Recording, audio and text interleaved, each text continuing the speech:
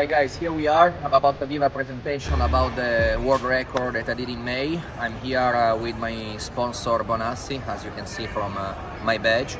And it's the first time I do something like this. I hope it's gonna go well. And watch all the videos, so if I mess something up, you don't miss it. Thank you for coming this evening. I'm Alberto Bonassi. I support and sponsor the record of my friend Davide. So, as Bonassi is a brand that manufactures diving gear, my friend Davide asked me, hey, you want to help me to do something different, something that will push my limit.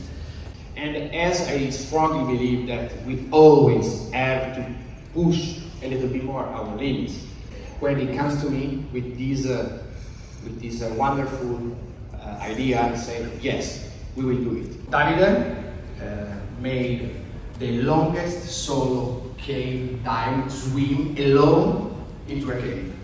And so now we have watched the little video that we shot, so it tells the story about this record. Guys, enjoy the video, and then we will talk with Mr. Davide. Bye.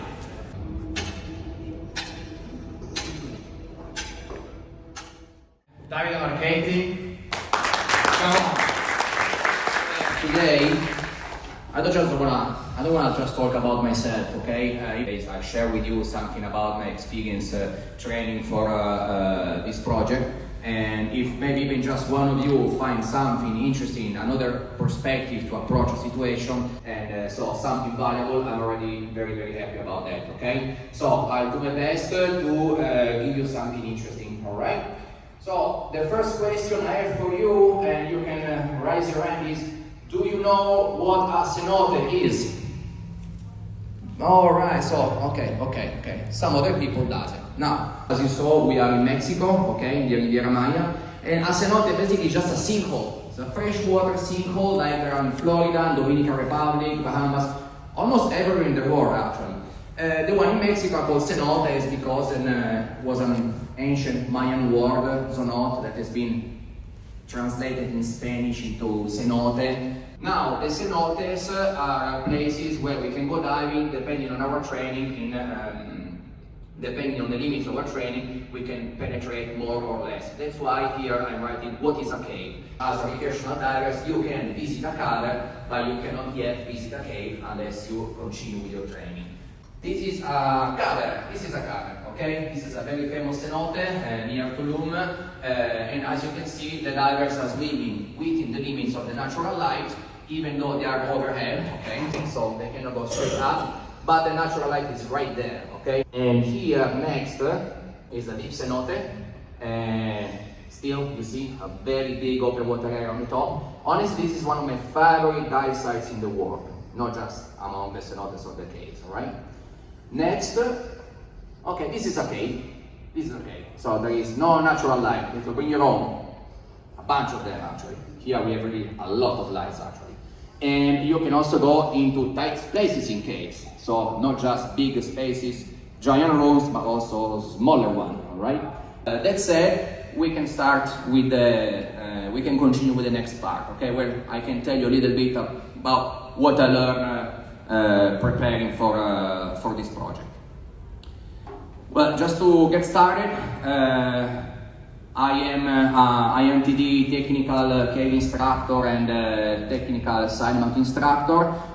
My dive shop online is called Ghost Divers, and I'm based in Playa del Carmen, where I teach. I also guide in cenotes, and this is where I train and basically learn all what I know about cave diving. Now, before to arrive to this point, what I did before was just, what I did before training for this event, okay? So I was just training for multi-stage diving, just for fun, during my time off. I was just swimming by myself, alone, with no friends, just me a bunch of times, and did a lot of horrible equipment configurations until I found the ones that work the best. And now, while doing my experiments, what I found out was about this gentleman, Chef Exley, which has been a great inspiration for a bunch of people, including me, even if he passed away before I could see anything live from all the things he did, okay? He was the pioneer of cave diving. He wrote the Blueprint to Survival for the National Society of Speleology, and he did, guys, this guy in '89, doing one of his exploration dives, he happened to break a record for the longest dive swimming, and it was in Florida, right? It's way more difficult than in Mexico. It's deep. I think it was like 120 120 feet, about 40 meters of deep of depth, where he did this incredible penetration, and it happened to be a record for the longest distance swimming. But there is really high flow, decompression obligation, so it's a very tough environment, all right? And I was just inspired by what I did, and then I thought, all right, I like this kind of things. I can do something like this now when we get to this, right? I don't try to be better of anyone. I just try to be better I just try to better myself. I choose a place with the best condition possible to swim as far as I can with the maximum number of times that I consider reasonable to carry, and I realized that actually it was going to be a considerable distance. I said, all right, let's do it. I know divers who did very similar things. I'm sure that if Shexley would be here today, he could do this blindfolded. And I just like to do it. That's why I did it. That's what I also said before in the video. And then thanks to Alberto, Andrea, Bonassi, my friends, they told me, you know what, we can sponsor, we can actually make a thing. And I say, yeah, sure, of course. If another person decides, you know, Davide, screw that, I'm gonna do more than what you did, awesome. I achieved my goal, fantastic. Somebody's gonna do more than what I did, awesome. That's how everything started. And the stuff that I learned, the most important one is that you cannot do anything by yourself. Because if I didn't have my friends, Alberto, Andrea, who helped me with this project, as well as all my support divers, all right? This guy is Eric, he's an ex-Marines. We go cave diving together. He helped me a lot with my training dives that I did in this same cave system. Julia, his wife, is the one who was coordinating the operation out of the water. Wendy is part of the Bonassi family.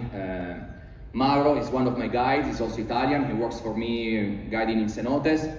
This guy is me with a bit more hair around. And this guy, Alberto, he is my instructor trainer, my INTD instructor trainer, who was also the judge, say, responsible of the validation of the distance that I did. Alessandro Riato he was my cave instructor. He's a cartographer, great explorer down in Mexico, and he's the one who gave us all the data about the cave system to actually validate the distance. Max is a good friend of us. He's another technical cave instructor. Emilio is another cave diver, cave instructor. He's also working for me as a guide, he's part of my team. And Jose is also part of the Bonassi family. There's a little bit of everybody here, but I just want to quickly tell you that without these people, I wouldn't be here. I would just be by myself. I did this dive before, just me, by myself. Who knows, if me and the frogs in the water know that I did it. Thanks to these guys, now I'm here talking to you, which is freaking awesome, guys. This is also a very important thing that I learned. What makes you happy? Do it, nothing else matters. Because nobody can tell you what is right or wrong to do for you. Well, of course, don't do drugs, yeah, because they're expensive. Maybe it sounds a little bit silly, but whatever you're gonna do in life, you're not gonna get out alive out of it. So you can also take some risks and do what you like. That's what I mean. And only you can decide what you like. This is something that I learned in these years. Choose who you pay attention to. There is a lot of people, why don't you go back to your country and find a normal job? Screw you. Why are you not at home with your family? It's Sunday. Well, I'm gonna be home with my family tomorrow. Who asked you? Just pay attention to the people who bring a constructive criticism. Not just to tell you, you're the best. You don't just need to listen to people who tell you, you're the best. No, it's too easy. Listen to the people. Davide, you are doing a bullshit because of this and this and that. Okay, that's somebody I can pay attention to. He's telling me I'm doing some crap in a constructive way. Even funny, whatever it is, but constructive. That's the kind of people you can listen to. Stress is not your enemy. Guys, well, We could do a presentation just about that, to be honest. But what I want to say is this. It applies underwater, out of the water, and I'm sure you have your understanding of this concept as I have mine. But what I want to say is this. When I'm doing something underwater, looking at the compression dives, diving with sharks, or negotiating a restriction, removing mechanics, or going to the hospital to see which the family member is probably going to die or whatever it is, you know, because stuff like this happen. Stress is not your enemy, means that this is what I think when I'm diving, okay? And this is what I'm teaching to my kids as well.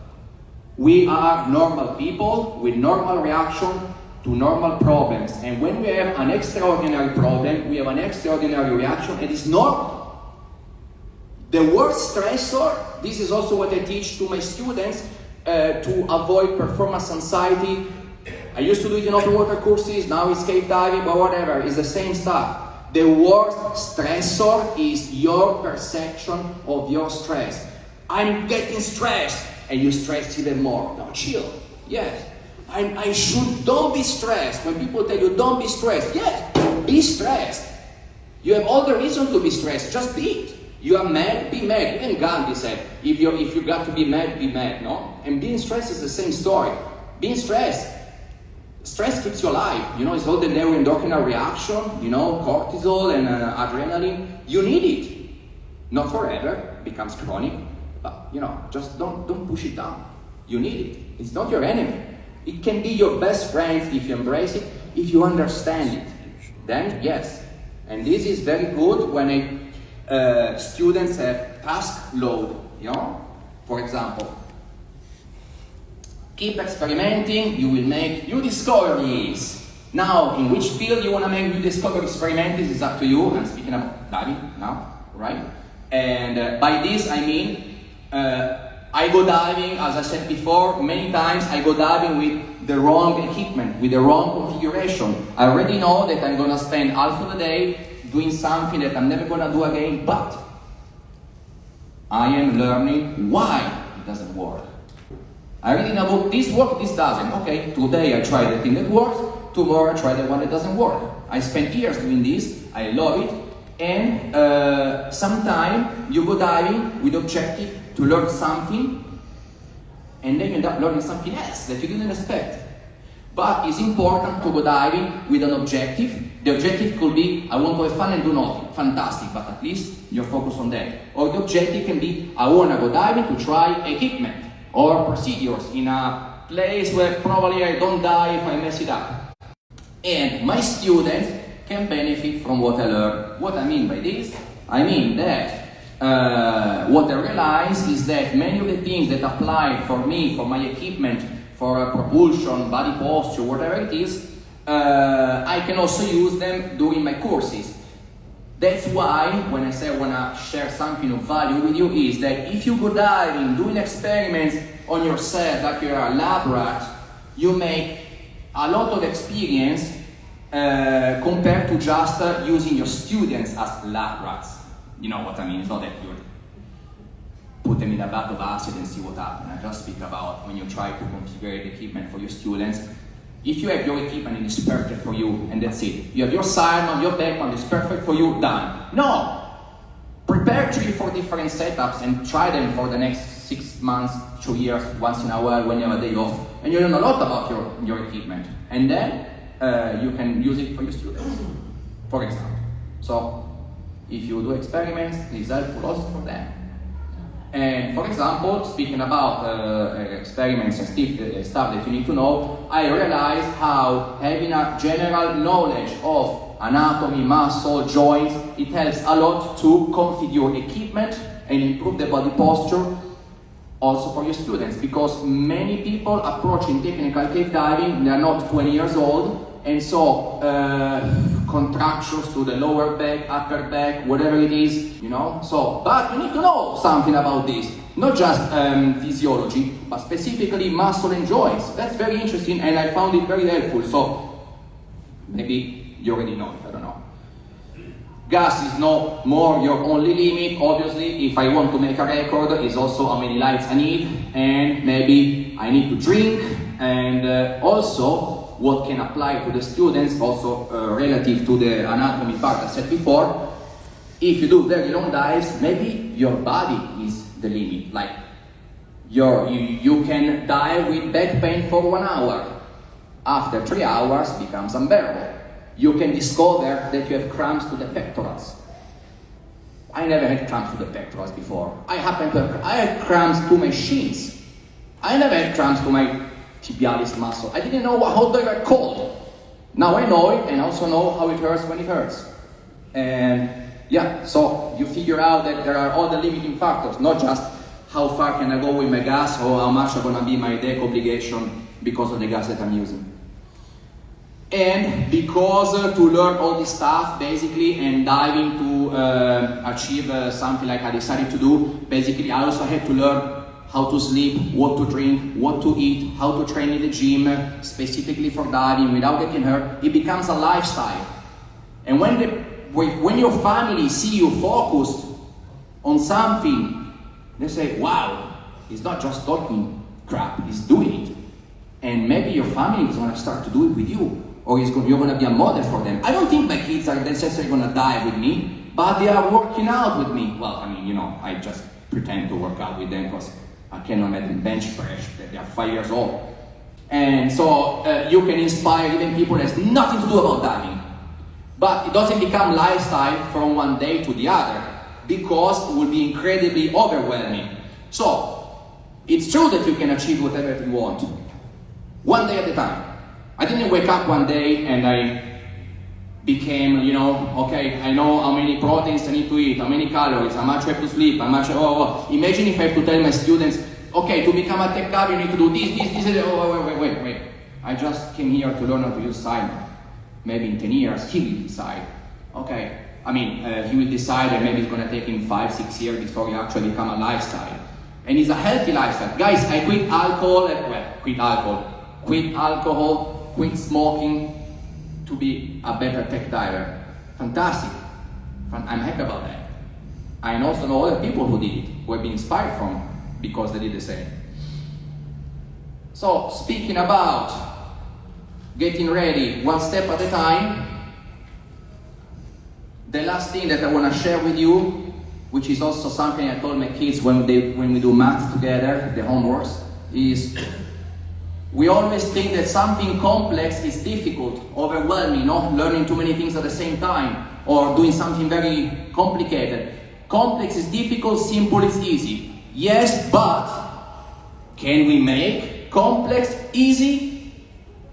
Complex is a matter of fact. It's composed by many steps, where simple is composed by less steps. It's a fact, it's not an opinion.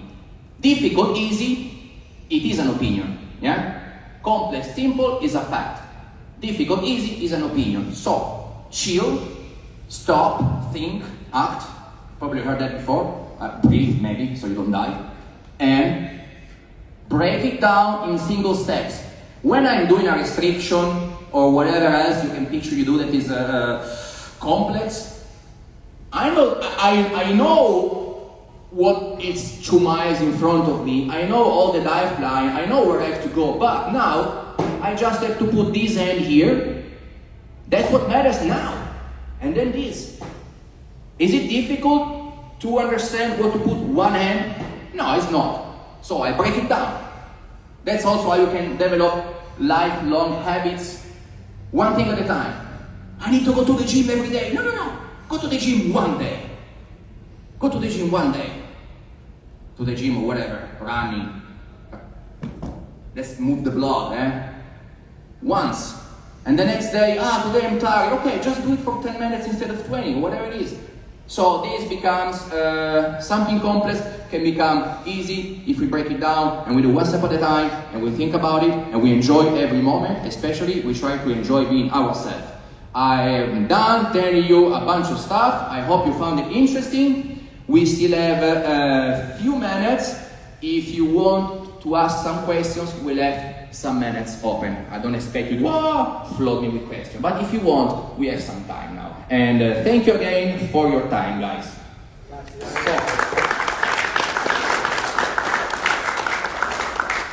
All right. Any questions here about the record?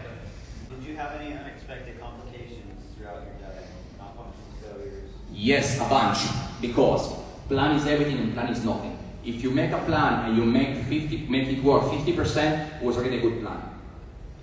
So I had a bunch of problems, situations to be handled. No? Maybe you don't see it as a problem. Yes, I was late. The biggest challenge for me was not just the swim, because I already did it before by myself. It was meeting all the teams at the checkpoints so they can feel that I actually went there. So I was late because I tried to check 3 times if a restriction instead of 2. I should have just let it out. Later, I lost my weight note because whatever, I don't know, I was already 7 hours into the dive. So I had to recalculate my gas, go back into the cave half an hour to find the weight note between this intersection and the last intersection. It must be here. And so, yes, I was late. And there was another problem. I'm not really proud about it, but if you want to tell you about it. Alright, it's nasty. You want to know it? Super gross. Alright, so I had camelbacks to drink, yeah? Now, you know what you mess up? The thing you didn't try enough. What you're not expert enough, or the last minute change, you're gonna F that up. Alright, so I usually drink water with electrolytes. But because I wanted to be brilliant, to have some more energy, let's put some green juice, which basically is like a nopal and orange juice and celery, super healthy, some extra calories. Nope, it's freaking acid. If drinking 3 liters of super acid stuff while you're swimming, yeah, you're really so you have to push down and keep going. Complain later about it and be silly in front of people. So yeah, that are the things that didn't work, but at the end we made them work. How many liters did you drink? Well, out of 3 liters, I managed to drink just 1. I brought 3, I drink 1, then I was start to throwing up and I had to stop. I lost 2 kilos during the dive, also because I couldn't drink as much as I wanted to. Big mistake on my side, so if you plan something, do it, don't change it last minute. At the end, how many meters did you dive?